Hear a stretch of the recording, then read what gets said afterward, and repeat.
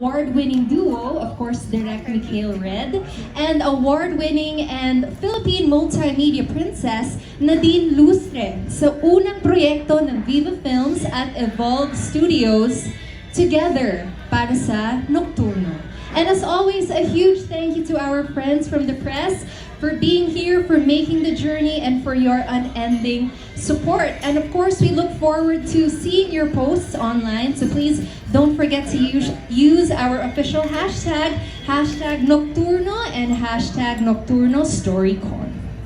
All right, so to get into the details, let me call in the mastermind of it all.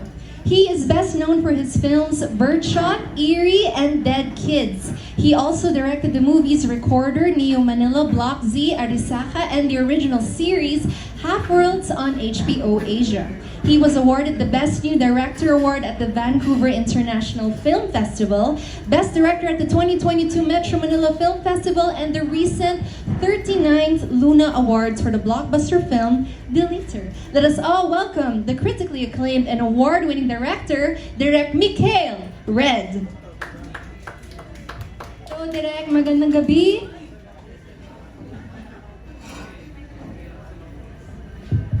And hello everyone, and thank you for your time and for being here at the Nokturno StoryCon. Really excited to present to you this first collaboration between Evolve and Viva. Yes, thank you so much, Direk. Nice to see you again. You may sit down comfortably. Now I believe it is time to meet the cast. First up is a talented child actor who we've seen in Going Bulilit, Team Ye, the high-rating teleserye Playhouse, La Luna Sangre, Unbreak My Heart, and Dirty Linen. We've also seen him in the films Ganda Rapido, The Revenger Squad, and 2022 Metro Manila Film Festival entry, Love You With an Accent. Ladies and gentlemen, please welcome JJ Quilantang. Yes, a warm round of applause please for our cast. Hi JJ, how are you? Yes, batiin mo ang ating audience tonight. Good evening po sa inyong lahat. My name is Justin James Gonzalez Quilantang po, aka JJ Quilantang. Thank you po. Yes, complete name. Thank you JJ. Up next is an actor, singer, dancer, and YouTuber who is becoming one of the most sought-after heartthrobs of Viva. We've seen him in the films Best and the Beshies, Aswang, Hello Love, Goodbye, Working Boys 2, Choose Your Papa, the TV5 series Puto, and For the Love. Let's all welcome Wilbert Ross.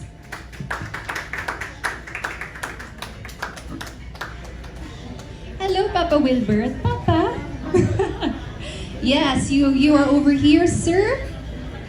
Yan. Batiin mo ang ating press this evening. Hello po. Thank you po sa pagpunta. Ito na po to. Hindi na po to Viva Max. Joke lang. Alright, thank you. A man of few words. Okay, also with us is a writer-actress na napanood natin sa GMA7 teleseries sa Twin Hearts, Beautiful Justice, Alice Bungisngis, Kapag Nahati ang Puso at maraming pang iba. Isa rin siya sa mga naging host ng weekly newscast ng GMA7 na Good News. From the success of Viva One's hit series The Rain in España, please welcome Bea Binene.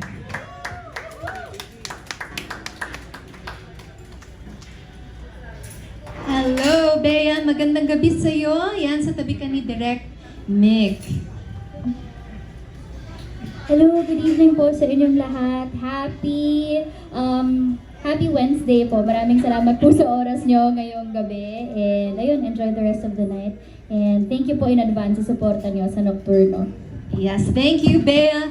And of course, to complete the cast is an award-winning actress and singer who starred in numerous Viva Films hit movies and series such as Diary ng Pangit, Never Not Love You, Ulan, Indak, and On the Wings of Love, and the movie Greed, and the multi-awarded film Deleter.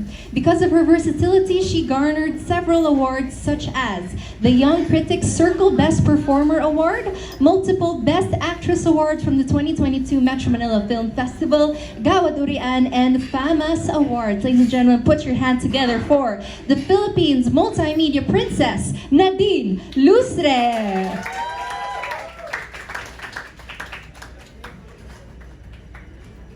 Hello, oo nga, medyo mahaba ang walkway. Hello, Nadine, good evening.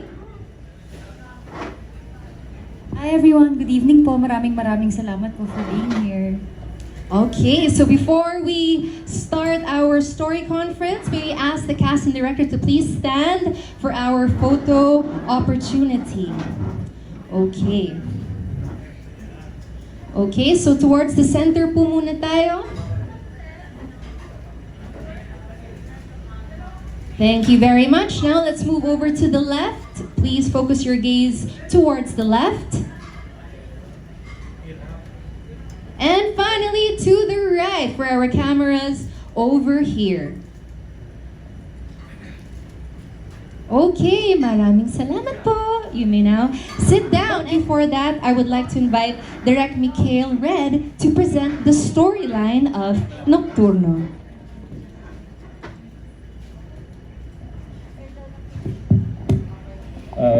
So Nokturno is a horror movie, and unlike Deleter, this one is a more folklore-inspired film. It's more rural, and it deals with a very parang primal entity. The story is about Jamie, played by Nadine, who's a overseas worker, and she has to come home after a family tragedy with her sister, Joe, played by Bea, and their Joe's boyfriend Manu, played by Wilbert, and the brother, played by JJ.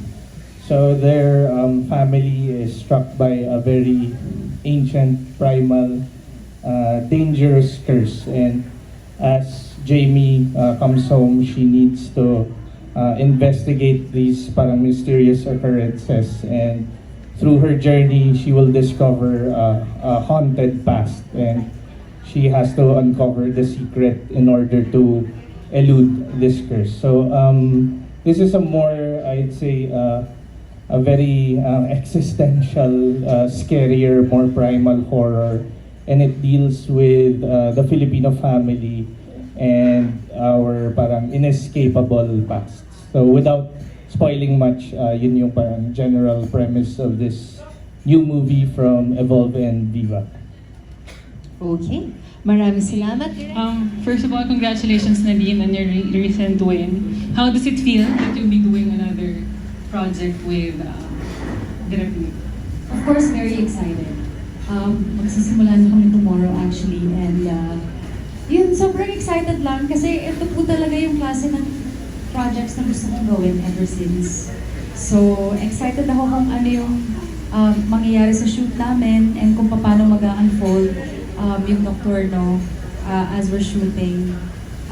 But yeah, there's a bit of pressure, I guess, just because yun nga, parang same, si Direk din katrabaho ko, and last year Deleter did so well. So every time someone approaches me na alam na meron ulit kaming project, parang syempre ang ano nila, sobrang ganda ng Deleter, so excited kami para mapanood yung Nokturno for this year. So medyo may konting pressure, but I'm very I'm very confident. Thanks and good luck. And for Direk Mick, given this new project, may binago ka ba sa process mo? And can you share with us paano nag-come up with a story based sa ang probinsya ba ito? I just wanna add parang part of the cast member si Miss Eula Valdes, who plays Lilith, the mom of Jamie, and si Sir Pino, who plays the family, parang relative friend nila, Tita June. So they're also parang part of this parang haunted na town. So it's set in a fictional rural province na very conservative, very traditional yung values, and nagkikling pa sa superstitions, And si Jamie, played by Nadine, is a more parang modern, progressive character na hopefully yun yung magiging lens ng audience natin as we bring her into this mysterious town kung nasan yung curse na to. So parang inspired siya by a lot of parang elements of Filipino folklore na parang we put together. So we wanted to do something very different from Deleter. If you notice, Deleter is a techno horror, diba? We dealt with the internet, technology and yung accessibility nun and office setting. Ito naman mas rural, mas isolated, mas lonely, and iba yung characters dito, mas gritty. So, ibang vibe, iba yung treatment rin sa process ko, iba rin yung film language and shooting style namin dito. So, can't wait for you guys to see it. Thank you, thank you. Okay. How did were you a bit pressured to create another horror film for Nadine after she did a very successful Deleter for last year's film fest? Like Nadine mentioned, definitely, no, we weren't expecting, diba, Deleter wasn't even made for MMFF, and we just tried our luck. And when we made that film, it's really from, pure passion for the process. If you look naman at my past works now, mas heavily influenced ng genre films. In fact, di naman talaga nagsistick to a certain genre. I like experimenting sa process and sa craft. And I've always wanted to do horror, so we were very happy with the success ng Deleter. So syempre may ganun na pressure. Pero I feel like yung important naman dito is yung whenever we initiate a project, Viva is very nice to us. Me and my brother and my cousin Ray, who also wrote the script, they're very, they let us do what we want creatively, as long as nag-a-align rin sa vision ng company. And kami, we always want to do projects that excite us and challenge us. I think pati yung cast naman, we're all parang artists here that want to parang expand our craft. Ayaw namin ma-box in lang sa comfort zone, and if hindi kami nag-e-enjoy, di ba, parang ano yung motivation to do the project. So we really wanted to do something different, even though it's horror na I feel like it's a very accessible na genre sa mga Filipinos, and even regionally very escapist cinema yung horror, di ba? Nakaka-release tayo ng emotions, gano'n. Kaya hit na hit, hindi lang sa mass audience, pero even more parang initiated na viewers, di ba? Who watch a lot of movies, they also like horror. So kami as filmmakers, we're really excited, and kahit na may ganun na pressure, mas important sa amin yung nag-e-enjoy kami. So that's the main reason we wanted to pursue this project. How did you exactly conceive Nokturno? Honestly, this is an idea na we were already pitching nung time ng Deleter. Pero parang logistically hindi lang mag-match at the time, parang pandemic pa nun eh. That's why Deleter really worked, kasi it's a concept na very contained, Parang konting characters in one location, very claustrophobic. Ngayon na medyo mas relaxed na yung protocols, we can really do something like this na mas maraming locations, mas maraming set pieces na. Parang may final showdown set piece, mas may exterior and more characters. So, yun, really happy na finally itong pinitch namin earlier na green light na rin. Thank you, Direk. Can I ask Nadine one question? Sorry, I'm sure you share the same sentiment with Direk Mikhail regarding this film. How did you exactly feel when this was pitched to you? When this project was pitched to you? Actually, hindi na po ako nagdalawang isip. Because like what I said earlier, this is really the kind of projects that I've been wanting to do, and I'm a huge horror fan. I love watching horror films, and of course si Direk Mick naman yun, and I really love working with his whole team. So di na po nagdalawang isip. I said yes right away. All right, thanks. Thank you. Ayan, nandun po over the side. For Direk, what makes your collaboration with Nadine always work? What do you think is the secret? Or secret, bawal i-reveal? Yeah. Well, yun, yung okay kay Nadine, she's not just parang acting for the sake of a project or show business. She's really into film. And kanina lang, when we were back there, we were already talking about yung mga recent horror movies na napanood niya. Even with Deleter, we discussed yung mga pegs, and she likes watching even yung mga mas niche na horror, mga A24 films, alam niya. So it's always nice working with people who who love film, no? Actors who watch movies and they still make time to watch films and enjoy the craft. Kasi kami ganun lang kami sa team na we've been doing this since we were kids, and ang sarap lang talaga mag-geek out sa process, and we're very lucky we get to make movies for a living na. So parang dream collab, dream come true, and even working with a new cast. And we were discussing kanina ang sarap mag-work with people who enjoy watching and parang audience first and at heart. And we try to make the movies na we would want to see as an audience. Thank you. And for my last question, for Nadine, while doing Deleter and Greed, tas ngayon naman Nokturno, did you ever get any eerie or spooky experience on the set? Or that doesn't scare you at all? Wala naman po. Wala naman. I'm grateful na wala. Pero I think when we were shooting Deleter, may mga kwento-kwento po sa ibang floors. Although ibang floor po kasi kami. But I did do this one scene, yung sa elevator direct. So meron pong isang eksena doon na papasok ako ng elevator. Tapos, of course, the camera is inside the elevator, so hindi po pwedeng may kasama. And then, meron pong isang floor na mag-open yung door. And wala talagang tao doon. So, it's pitch black. Walang tao, walang anything. So, yun lang, medyo na-creepyhan lang ako, pero so far naman po, wala. So pag-uwi mo, hindi mo nadala yung wala kang fear? Sana po hindi ko sana po hindi ako nasundan or anything, but I mean, okay naman siya. I'm not sure if anyone in the production has felt anything, pero kasi yun nga, napag-uusapan nga sa set na meron nga daw sa ibang floor. Pero sa floor namin nung time na wala naman. So you're really fearless. Thank you. Thank you. Direk me. So, you've said this in interviews na pag ikaw gumawa ng film, gusto mo talaga iba at out of your comfort zone. So, how do you think this will push you out of your comfort zone? I've never made a horror film na mas folklore focused, no? And hindi rural yung setting. I mean, even yung eerie kasi one location lang sa ano lang kami, parang convent.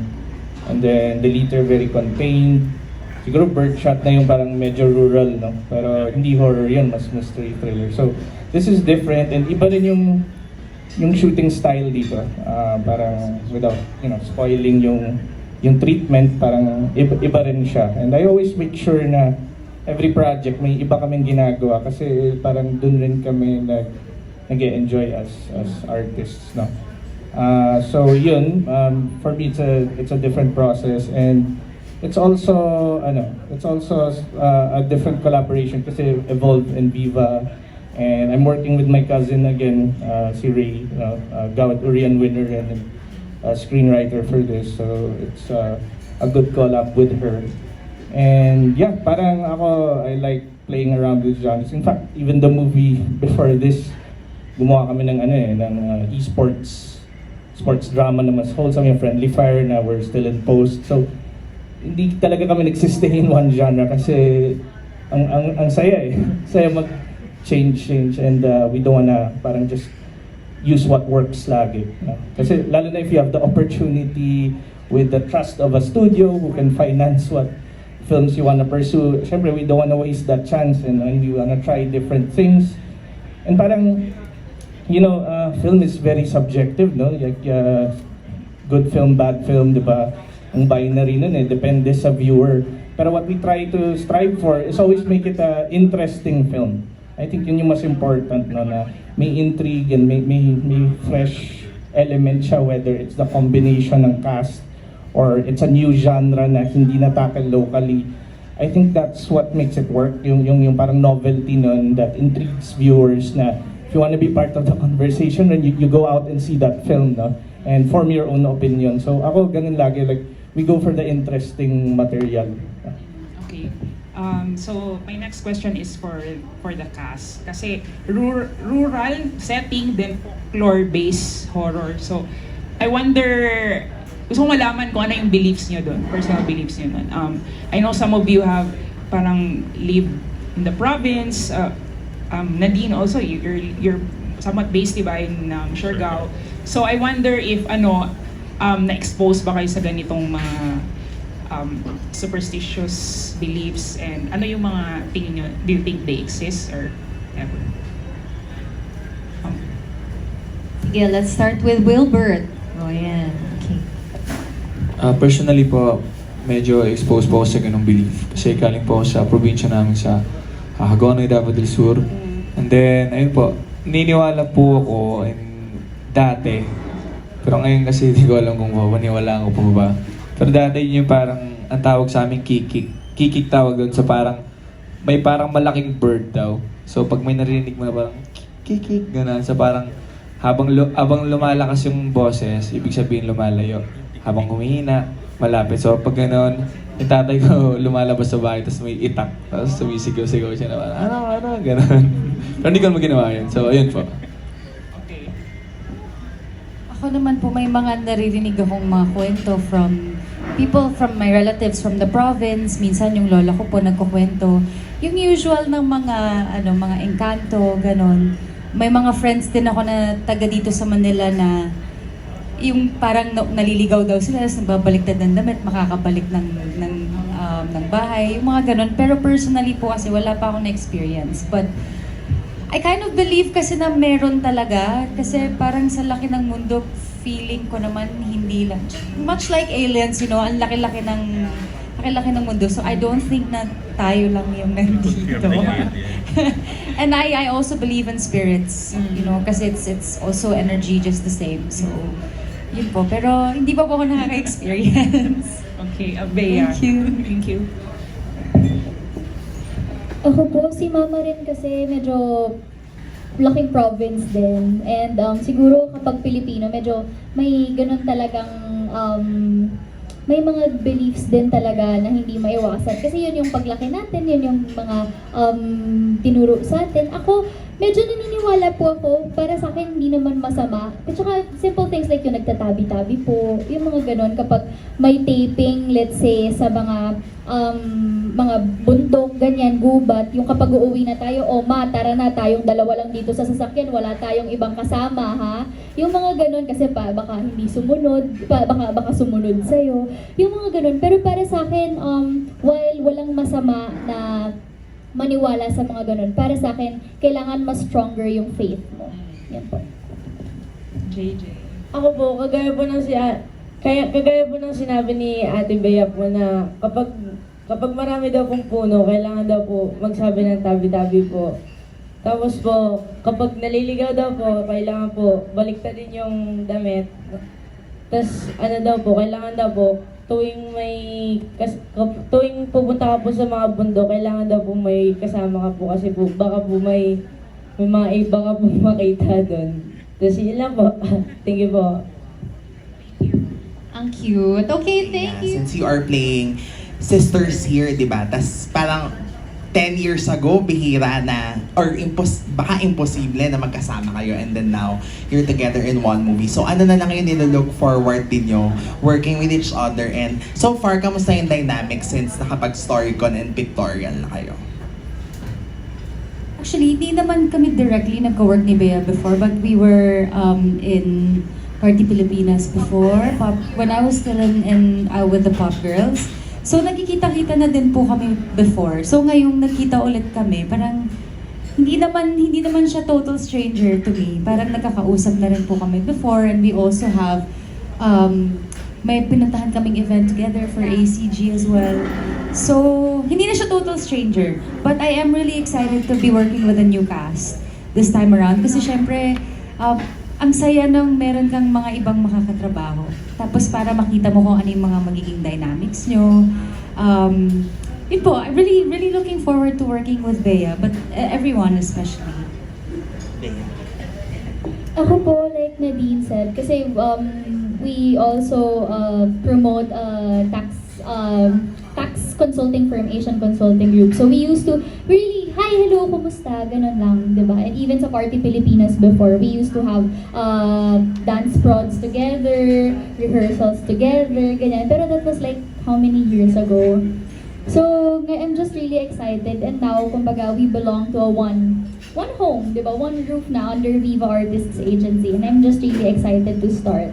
And yun, sobrang excited, not just tulad ng sinabi na din, hindi lang siya, pero sa lahat. And also, Direk, I'm such a fan of Direk Mik. So, ayan. Yan. And for you, Baden, kasi ang tagal mo nung huling nag-horror, di ba? So, kinakabahan ka ba ngayon na bagong klaseng horror naman ito? Kasi parang ang tagal na nung dati. At saka bihira ka naman gumawa ng horror.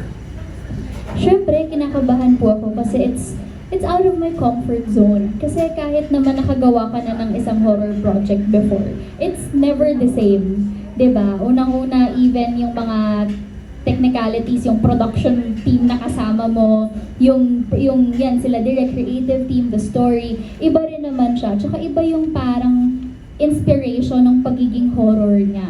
Tsaka yun, sobrang like parang 17 pa lang yata ako nung ginawa ko, and that's 9 years ago. So, tagal na rin. So, basically, ngayon lang ulit. And very excited. And syempre, yung pressure nandun, nakakapanibago, nakaka-challenge. But I'm really very looking forward. Thank you so much Thank po, you. and congratulations in advance. Direk Mik, this will be a possible entry sa Metro Manila Film Festival. Alright? Tama ba? Nagtanong po eh. I mean, we will try to, no? I mean, syempre we want, ako personally, no? We want the biggest audience possible. We want to share our story, you know, with as much people as we can, and we want it on the big screen, no? When we make our movies. Gusto namin sense of scale, no? Spectacle. So, we want to. So, hopefully, no? Makapasok, we'll try, pero even if, I'm sure may other opportunities, and with our films naman, laging nagmamatter sa akin yung distribution. I want it to be seen and shown, and even beyond the Philippines, usually lagi rin namin film festival abroad. You know, that's something na we like doing with our movies. So, we'll see. Yeah. Okay, with that possibility, ang next question ko is for Nadine. Because sa darating na Metro Manila Film Festival, parang sigurado na papasok yung pelikula ni Sharon, and then there is also a possibility na papasok yung pelikula ni Nora with Alfred Vargas, at tapos yung kay Vilma with Christopher De Leon. So, anong feeling mo na parang makakatapat mo mga veteran and superstars? I think if anything, I'm really grateful na, that there's MMFF ulit. Kasi para sa akin po, it's not really a competition. It's more of the Filipino filmmakers coming together and putting out their films para sa lahat ng mga tao. So hindi naman I don't feel anything about it. Parang masaya lang po ako na if makapasok man po yung Nokturno sa MMFF, at least marami ulit makakapanood, like what Direk said earlier. And yun na po, I don't see it as a competition. Hindi naman siya nakakatakot or anything. Happy na kami na mapanood ng mga tao yung pelikula namin. Pero nakakatakot yung pelikula, di ba? Hindi. Yes po. Okay. My next question is yung Deleter, sunod-sunod yung yung awards, Best Actress. Ano ba yan para sa'yo? Is it more of inspiring or challenge? What do you mean po, like sa winning awards? Yung winning awards. A little bit of both. Just because I'm that kind of person po kasi na yung kung ano yung last na ginawa ko, gusto ko nahihigitan ko po yung performance ko doon. I think, I don't know, it's just, ako lang naman po yun.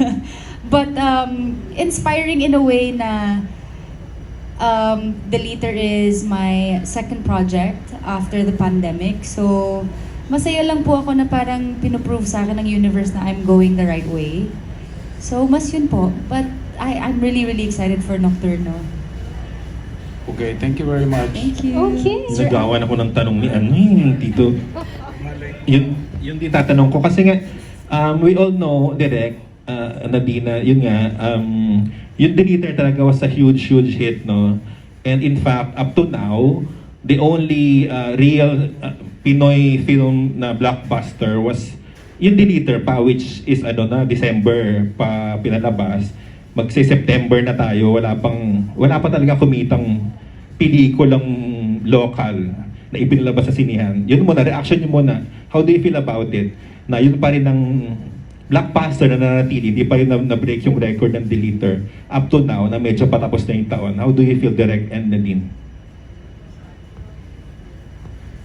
Syempre, as a part of the industry, alarming pa rin yun, no? I mean, we're still recovering from the pandemic, and ako naman, parang, syempre, we want as much opportunities for everyone, for all the artists and industry workers and filmmakers. So, ang hirap, no? I mean, ever since yung advent nga ng streaming, we've been trying to figure out paano ba gawin sustainable tong filmmaking, no? Kasi we can't help ourselves, no? As artists, we want to create. Pero ang hirap, like, i-justify yung mga budgets if hindi naman pinapanood and yung piracy pa. And ngayon, we're being compared, syempre, internationally kasi ngayon may access na rin yung large part ng Philippine audience sa international cinema dahil sa streaming. So, di ba, laging comment yan online, di ba, bakit hindi mukhang Hollywood, puti pa sa Korea, di ba, may ganun. And at the same time, we need to make our budgets work kasi syempre our audience is, smaller.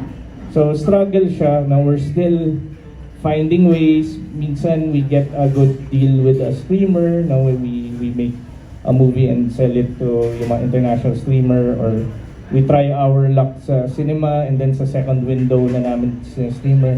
Pero yun, right now nga, just goes to show na MMFF rin yung isa sa parang pinaka-sure fire way to really get your film seen. Pero yeah, I mean, I don't have a clear answer for that. Ang hirap i-solve nun. I think may bigger issues siguro yung country na economically kailangan mo ng maging healthy economically para people can afford to watch more than X number of movies a year, diba? Kasi syempre, if you can only afford 1 to 3 movies a year, automatic Disney Marvel na siguro yun, no? So parang kami yung medyo secondary if you have more options to watch. So ang hirap to get into that priority list ng isang viewer who, syempre, big deal sa kanila yung price ng movie ticket. So, ang hirap mas economic problem siya. I hope maka-recover tayo slowly, and I hope may more streamers and avenues that can see the potential ng films. Pero, siguro the one good thing siguro that came out of that nung Deleter was, nakita namin, nagka-rise of genre films na parang na-open rin yung mind siguro ng studios na hey, profitable pala kahit R13, medyo edgy na horror na subject matter, medyo nagka-catch up na yung taste ng Gen Z, younger audiences na kakanood ng Black Mirror, na parang umiba na rin yung taste. So that's good, no? It opens up more possibilities, more stories. Hindi na yung parang we won't make like the same parang plot lines pa ulit-ulit. At least ngayon we can be more imaginative and inventive and take more risks, wild swings, no? So siguro yun yung good thing about that. Pero again, no guarantee pa rin. So I hope, I hope when this film comes out, support nga, no? Watch it legally. Ako, I'm really just hoping that it changes. I'm happy that, tradition has been kept, like everyone watches pag MMFF.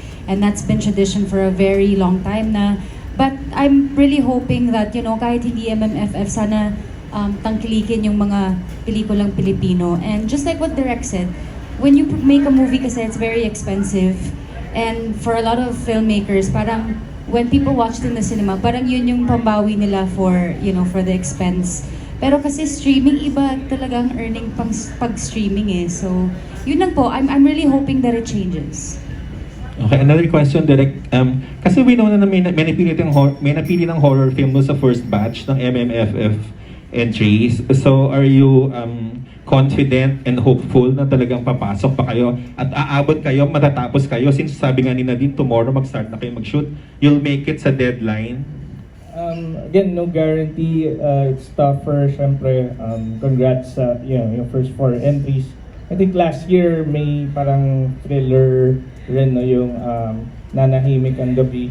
So hopefully, no, MMFF will see the value ng gantong type of movie na maybe they can afford more than one slot for the genre since nag-work naman last year, and I hope cinema owners or exhibitors also see the value of a movie like Nokturno, and they can see na may, may wide audience for it. So, hoping for the best. Pero again, kami, like, just the opportunity to make a movie, happy na kami. And like I said, better than any award. As a filmmaker, yung best reward namin is if your film green lights your next film, di ba? So you can keep creating. Ako dun, masaya na akin as long as my film gets shown and ma-distribute properly and ma-promote. Parang reward na yun. So we'll try our best, pero let's see, we're really hoping for it. Yes, last na lang for Nadine. Nadine, pang ilang horror film mo na to bale? And ikaw yung nag-blockbuster na yung horror film mo, nanalo ka pa ng award for it. How does it feel? So talagang pwede kang tawaging horror. Ikaw na yung horror queen, no? Ngayon, parang ganon. Tama ba, Tito Eugene? Parang hindi ko pa po maklaim yung horror queen kasi this is my first? Second? Kasi meron po akong isa pang naging film before na horror, pero support lang po ako dun. As in, sobrang bilis lang po ako dun. Ano yun? Yung chainmail po. Okay. So, ano lang po ako dun, lumabas lang ako saglit sa ibang mga scenes. Oo, hindi mo nga pwede i-claim yun. So first mo was Deleter. So first po yung pinaka, the Deleter. And second to. Yes. So, I don't think I can claim it. Pero yun po, I'm really happy na naka-receive po ako ng award sa performance ko sa Deleter. And yun, I'm really excited. Excited po ako for Nokturno. And it's going to be a challenge, for sure. Thank you, good luck. Thank you. Thank you! My question is for Direk. Sabi mo kanina yung nababox ka sa isang genre and you're always up for the challenge in creating something new.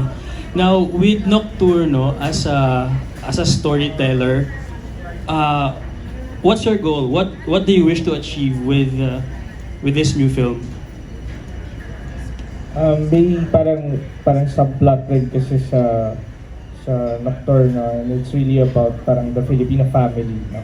So I hope na maging very relevant subject rin yun in the film, and I hope people can relate with parang Jamie's struggle. No? Parang may conflict kasi dito na she's trying to get her brother out from yung parang grip ng mas controlling, conservative, traditional mother. So may ganun na conflict very progressive, modern na character who parang left the family, saw the world, and then has to come back after a tragedy. And then magbabat head sila ni Eula, ni Wilbert, to have parang yung custody rin ng brother niya si Julius. So may ganun na layer, and while that's happening, habang may parang something tearing them apart emotionally, and yung drama na yun, there's another more sinister, malevolent force attacking them naman from the genre side of it. So, parang dalawang battle na for Jamie. So, I hope makita yun ng audience and relatable yun. And, di ba, baka the younger audience can relate dun sa struggle, yung perspective ni Jamie. And then, baka the parents will relate rin dun sa parang sa perspective and sa parang pinaglalaban naman ni Lilith. And may mahanap silang balance or resolution doon, without spoiling what happens with the story. So parang yun yung core ng story na we want to tell. And of course, syempre, it's still a thrill ride. It's filled with scares and it's filled with surprises. So yeah, we hope na yun yung ma-appreciate yung full package na ng Nokturno. Thank you, Direk. And for my final question, it's for Nadine. Again, congratulations for your recent win. Now, just like Direk, ikaw gusto mo rin yung mga out-of-the-box characters that pushes your boundaries as an actress. Now, my question is, we all understand that it's all for growth, right? But personally, what do you get out of portraying characters that that pushes your boundaries as an actor? I guess aside from growth, it's also parang, I don't know, may nakukuha po akong adrenaline rush from it. Especially when I do roles na hindi talaga ako. When I do watch films na medyo, I guess, like crime or thriller or even yung Joker, I really like Joaquin Phoenix's performance there. Kasi we all know na hindi naman ganun talaga yung mga naging roles na before, you know, and it's pushing his limit as an actor. Tsaka sobrang galing lang talaga. Pag nanonood po ako ng mga ganung movies, parang naaano ako, nai-inspire ako na gumawa din ng ganun. So I think it's more the thrill. Tsaka it's very exciting trying out different roles and trying to put myself in the shoes of another character. Mas yun po. Alright, thank you. Thank you. So, I remember dati sa Deleter, parang ang discover mo about doing horror is that it's actually more physically taxing than drama. And yung challenge mo rin doon kasi parang mag-isa ka lang, wala ka masyadong kabatuhan ng lines or energy. So, having already known that, paano yung sa tingin may magiging approach mo naman dito sa Nokturno? Definitely will try to change my character. Just because ako po kasi gusto kong pinapalitan yung nilalagyan ko nga minsan ng zodiac sign yung character para lang maiba yung ugali nila. I think that's one of the things that I really look forward to the most is yung kung paano ko pag-iibahin yung mga characters na ginagawa ko. I'm not really sure how, I mean, I'm already expecting that this is going to be taxing kasi especially sa mga scenes na medyo sa climax na tapos marami nang nangyayari. Obviously, physically and emotionally and a bit mentally, it will be taxing. And I am looking forward to that, to be honest. Pero ako dun talaga, gusto kong makita kung paano mag-unfold yung Nokturno. Kasi wala po talaga akong expectations. I mean, I've read the script. I know how the work is going to be like. Pero as much as possible, gusto ko yung surprise pa rin siya sa akin pagdating ko sa set. Ayun, marami daw rain effect sa amin ni Direk. So, that's definitely different from Deleter. Pero yun po.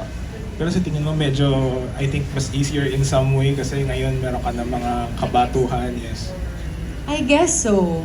Pero tignan natin kung kasi syempre si Direk gusto rin niyang may mga itutuwik siya, may mga babaguhin sa eksena. So, tignan natin sa set kung anong level ng emotions yung gusto niyang makita. Kasi ako din naman, game din naman po ako for a challenge. So, we'll see. And lastly, another Best Actress Award. So, does it still excite you? Or you're getting used to it na? Ano bang feeling mo when you get recognized? Of course, lagi naman po akong ma-excite. I mean, kaya nga po gusto kong gumawa ng iba't ibang projects para iba-iba din yung experience na nakukuha ko. But ako naman kasi gusto ko po talaga yung gusto ko yung naging instrument ako in creating stories. So, yun po. Na-excite ako. I mean, that's never going to change. No pressure na. Does it pressure you? I guess may konting pressure just because nga of Deleter. Pero konti lang, more excited than pressure. Thanks. Thank you. Studios dito sa movie na to. So can you share some details? Ano yung parang magiging participation ng Evolve Studios for this film? I think yun parang press con rin kami earlier in the year. So it's a new collaboration with Viva. Basically, me and my brother, we will come up with 2 genre movies a year. Hindi lahat ako magdidirect. In fact, we're already developing the next one now for our summer film na iba director na yung mas sports drama. No? So, yun yung focus. We wanna do parang films na parang outside of the Viva Films slate. No? So, 2 movies a year. This is going to be the first. So far, ang ganda ng setup kasi they really let us do our thing. Parang they trust us sa creative vision as long as, aligned sa mas logistical na concerns. And hopefully this works out, no? Para tuloy-tuloy lang. And some of it kasi syempre was launched from the success of Deleter. So we were really lucky na naging hit yung Deleter. So parang we're financing this set of movies. And we will explore other genres and mga films or stories na hindi parang typically told at least sa local audience, local market. And ang exciting din nun to work with other filmmakers naman on more of like a producing side of things. Okay. My second question is for Nadine. Hello. Nads, kasi pansin ko lang, nung pandemic, ever since you've done Greed, then Deleter, and then you just finished series din, na medyo dark yung mga naging theme ng mga projects mo. Ano yung parang, hindi ka ba parang natatakot na baka masaturate ka din doing those kind of theme? And ano yung preparation na ginawa mo dito sa Nokturno para hindi maging same dun sa mga past 3 projects na nagawa mo? Actually, hindi ko po na-realize yun until you said it.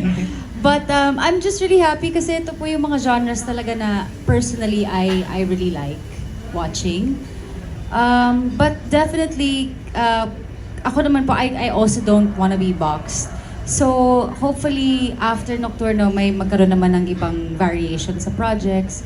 But ako talaga, bias kasi talaga ako sa thriller, sa horror, tsaka sa mga crime. So, ewan ko, baka yung susunod crime naman, ewan ko. Let's see. But with Nokturno po kasi, excited ako kasi gusto kong makita kung paano ko ito-twist yung character this time around. Na para hindi maging same performance as what I did in Deleter. So, yun po talaga yung nilook forward to ko. Every time I have a new project. Thank you. Thank you. For all of the cast. So, how do you prepare mentally for a dark and twisted film such as Nokturno? So for the whole cast, ulit dito kay Wilbert. Preparation ko po siya dito, may more on research. So, research dun sa character ko, kung yung mismong character, hinihingi ng character ko. So, yun po, Google, and then practice. And also, syempre, memorize na ng mga script para pagdating sa set, emosyon na lang ilalagay. Doon na mag-focus. Kasi medyo, gusto ko lang mag-thank you kay Direk for this character. Kasi sobrang grabe, sobrang excited ko talaga na minsan pag nag-script reading ako, nanginginig ako sa excitement. So, thank you Direk for this. So, yun po. Po naaral ko po yung character ko, and of course I asked Direk kung ano yung yung ugali ng character ko. Sometimes I put in a zodiac sign para lang magawan ko siya ng iba't ibang ugali, yung mga mannerisms and all of that. Kinikilala ko din po yung character ko. So mas yun, I guess, yeah. Yun na po, aral lang talaga. Thank you. Ano daw ang zodiac sign ni Jamie? Fini-figure out ko pa po yan. Tatanong ko pa si Direk. Ako po, nag-script reading yung cast, of course. Tapos, yun, siguro research of yung mga movies din, mga horror films. And then really study din. Kasi ako ngayon, binabasa ko pa ulit yung script. Para kumbaga, kapag nag-shoot na, hindi na kailangan i-memorize. Yung parang automatic na siya. Yung memorize na ng utak mo, kumbaga, alam mo na kung hindi mo na kailangan isipin. Ako po, sobrang excited ko po kasi po, first horror movie ko po to. Kasi po, ito po talaga yung favorite role ko po, yung horror movie po. Kasi po, palagi po, drama po yung mga pong role ko. Tapos po, thank you po kay Direk kasi po, horror movie nga po yung favorite ko kasi, may nanonood po kami ng family ko po. Tapos po, kasi po, si Julius po, weirdo po siya, tapos lonely. Ganun. Tapos, pag-aaralan ko po yung role ko po. Tapos, excited po. Kasi po, si Julius parang naniniwala po siya sa sinasabi ng mama po niya na kapag, 3 beses na kumakatok, wag bubuksan kasi nga po, parang may nakakatakot po. Tapos, yun lang po. Thank you po kay Direk po. Kasi po, first horror movie ko po ito. Thank you, Direk. So, second question ko po is for Nadine. So, we got Kichi from Greed, and then we got Lyra from Deleter. So, how will Jamie define Nadine Lustre as an actress? How will Jamie in Nokturno define Nadine Lustre as an actress? I guess yung challenges kasi dito ni Jamie, sobrang iba from Kitchi and from Lyra. So, mas makikita niyo po yung, I guess yung, I didn't ma-explain with, parang mas parang maraming physical act, pero meron din naman kasi sa, true, yung environment nga din kasi since it's mas rural tong Nokturno, tapos mas, hindi ko siya ma-explain. Pero yung mga kabatuhan ko din kasi dito, especially with Miss Eula, mas makikita nyo doon yung kung paano makipag-interact yung character ko with the mom, with the brother as well. Sa Deleter kasi halos wala, computer lang yung kabatuhan ko doon. And for Greed naman, tatlo lang din kami lagi sa movie, sa eksena. Ako lang, si Diego, tsaka si Kuya Epi lang. So, kukonti lang din. But this time around kasi meron ng family involved, meron ng may grieving din na eksena. So, ibang-iba naman si Jamie sa ibang characters ko. So, I think mas ayoko kasing mag-share, dinatry kong wag mag-share direct. So, I guess sa mga eksena dito sa Nocturne, mas makikita niyo yung kaibahan ni Jamie sa ibang characters. Ayoko na lang magkwento masyado kasi baka ma-spoil ko na naman. So, thank you and congratulations again. Okay. So, based din sa mga latest films, yung mga films na nalabas nyo, in a way, you've been expanding the language of cinema. So, dito sa Nocturno, yung storytelling mo, how is it going to be different? Now, would you say, sorry kasi I'm late, would you say na if we watch this, we are going to see again cinema in new light, na pwede palang ganito yung atake, parang ganyan? Without getting into parang detail, no, pero like even nakwento ko nga kanina, syempre setting is different, the characters are different compared to Deleter, no, na mas nandun sila sa techno-horror world eh. Ito mas rural, mas may environmental like elements kami dito, may bagyo sa kwento, may isolated yung island, may storm, may rain, mas physical. Even aesthetically, you know, ako very technical ako. I really discuss with my visual team, yung production designer and yung cinematographer na iba camera namin dito. I mean, iba yung gear namin, iba yung film language. And lahat yung sadya na gusto ko, you know, as an artist, you're doing something for the first time with each project. Kasi parang opportunity rin siya to learn, expand your skill set, and to try new things. So, marami akong tinatry dito as a filmmaker. And again, it's a collaboration with my brother and my cousin, si Ray Red and si Nikos Red. You know, si Ray co-wrote mga Birdshot, Neo Manila, and parang I get to work with them again here. And also, ma-reunite ko na with si Miss Eula from Neo Manila and Ku Aquino from Birdshot. And then si Nadine from Deleter. Parang reunion ng cast from different movies ko. Pero ngayon all in one. So, exciting yun. Pero yeah, I mean like, malayo from Deleter. I mean, siguro it shares that same base genre na horror, pero visually and sa story, sa characters, even sa plot structure. Syempre, we made sure rin na it's something new. No? Hindi to like Deleter 2 or anything. So yeah, we're excited for it. No? We don't wanna spoil anything, and eventually naman you'll see a trailer. No? Kami we always make sure rin na we have a powerful trailer to really get people parang excited with our films. We'll come up with that, and yeah, can't wait to show you this new movie. And for whoever wants to answer, you mentioned na this is the genre it sticks to folklore, no? And I think folklore is may iba-iba tayong perspective dito, lalo na sa rural places, no? So what do you think is the value of telling the story? Kasi porket horror siya, is there still value in telling the story? And how do you want yung storytelling nyo? How do you want to bring it to life? Na baka kasi for this generation, this is how they'll know what folklore is. So whoever has an answer, ayan. Correct? Cash muna. Oh, Wilbert muna. So the question is, what are the values Or what's of... yung value ng folklore to tell it now, and how do you want to bring it to life? Well, for me naman as a filmmaker, parang it's really coming back to your roots and to your history. Like literally, even in the film, she's coming back to her family who she left behind. And then there's a folklore element going on at the same time. So parang may ganun na subtext, may parang emotional conflict going on within their family, being attacked internally, and then may external force rin attacking them from the outside na yun yung scary element na. So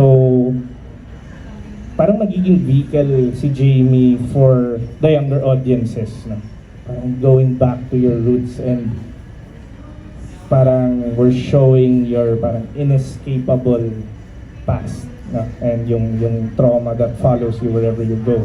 But at the same time, rediscovering rin yung parang why the family is also important. So parang yung source of conflict, but baka yun rin yung redemption ng story and ng character. So that's what we want to show without giving much plot details. Ako naman po, I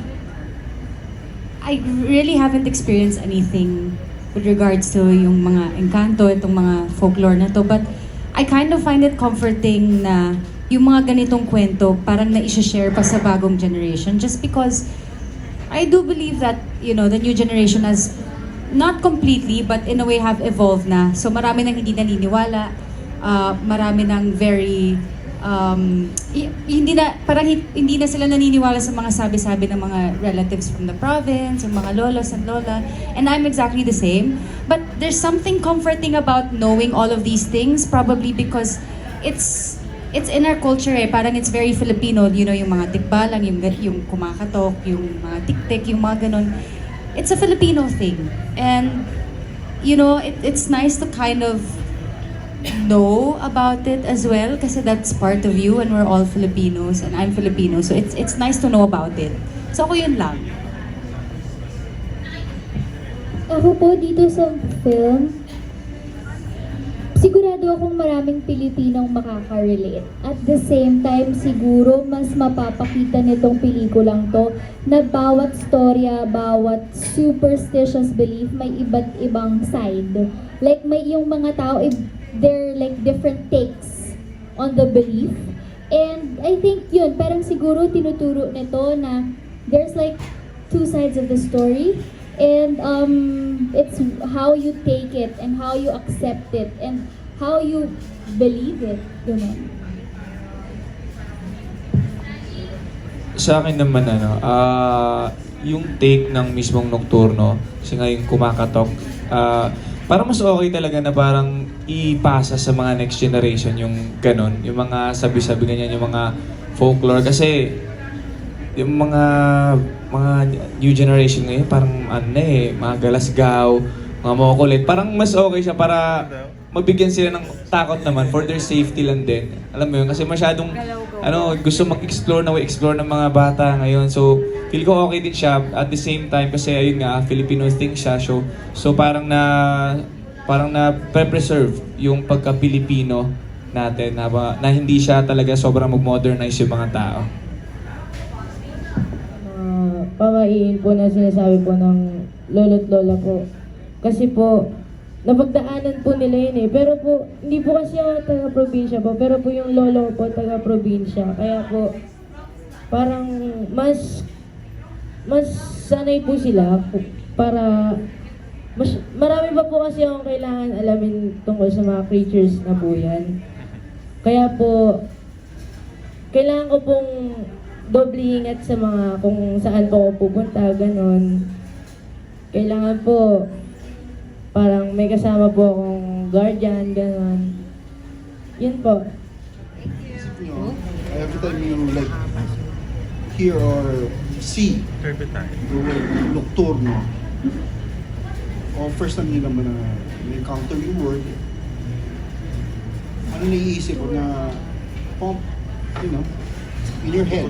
What pops in your head when you like read or hear the word Nokturno? Okay, JJ, simulan naman natin sa'yo, baby boy. Ako po, wala pa po kasi yung idea tungkol po sa mga horror movie po. Huwag ka mag-alala, JJ. Pareho tayo. Hindi ko rin maintindihan actually. Okay. Kaya po, kapag may hindi po alam, tatanungin ko na lang po kay Direk po. Kasi po, ayun po, kagaya nga po ng sinabi ko po, hindi po taga-probinsya para po, ano po, maalam ko po agad yun. Kaya po, kailangan ko po mag-search sa Google, ganun po. Hindi ka pa inuupuan ni Direk to actually explain to you ito yung Nokturno. Wala pa. Opo, wala po po. Okay, thank you. Bea? Ako po Nokturno, like something about gabi, parang ganon. Ako yun po yung pinakauna kong naisip. Actually naisip ko, puro gabi lang ba yung shoot? Kailangan gising na gising ba kami sa gabi? Ganon po, yun po yung naisip ko. Thank you, Bea. Ano naman po, exactly what Bea said, Nokturno kasi nocturnal eh. So ako naisip ko, nung unang narinig ko yung word na Nokturno, the things that happen at night, you know, in the wee hours of the night. So, in this case, yung kumakatok. Okay, medyo Thank you. Ako naman po, same lang. Yung gabi nga po, about night, and yung parang sobrang ano niya parang mapipik niya yung interest mo kasi parang doon na nangyayari yung mysteries paggabi. So, ayun po. Okay. Direk, anong gusto mo itawid sa... Why did you pick the word Nokturno as title? I'm sure you have something in your mind about it. Yun nga, from the word nocturnal and of the night, parang creepy lang ng feeling na there's something coming for them in the middle of the night. And even death na comes like a thief in the night. And mahilig rin ako sa mga titles na parang our movie and our identity, we really get to own the word rin. Like even like if you search that, ang lalabas is just our film. Na parang, and ayoko rin ng, ako personally like wala naman wrong with, choosing your title, pero ako rin I like titles na you don't have to translate, yung mga movie na dalawa yung title, so it gets confused minsan sa distribution, gano'n. Pero ako I like a very mysterious title na when people talk about it, they know you're referring to that movie. Parang Nocturno, may identity agad. Something strange about it rolls off the tongue. And then yun, nandun na agad yung premise, Nocturne of the Night. So, we like to keep it mysterious. Hindi ba na mapanood ka uli ng mga fans sa isang teleserye? May mga offer ba sa'yo para magbalik uli sa paggawa ng TV series?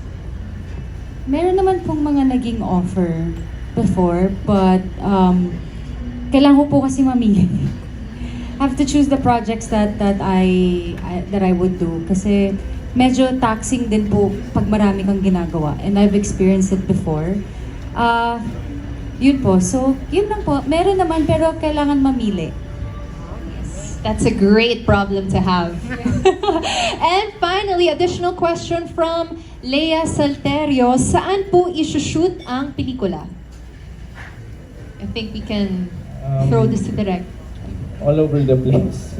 So fictional yung location and sinadya rin namin so we can really get the best, parang most cinematic, scariest location. So parang parts of it, of course, puro northern provinces. And we don't wanna spoil exactly saan kasi may mga certain locations na we wanna keep as like the final set piece. Pero yun, different old houses and like isolated roads and parang mga stormy coastal town. Okay, great. For her second Best Actress Award and for Direk Mikhail at the Luna Awards, here are tokens of congratulations from your Viva family. And of course, we will have a final photo op with our cast and director para sa mga bagong dating natin na press. So, yes, please stand and focus towards the center po.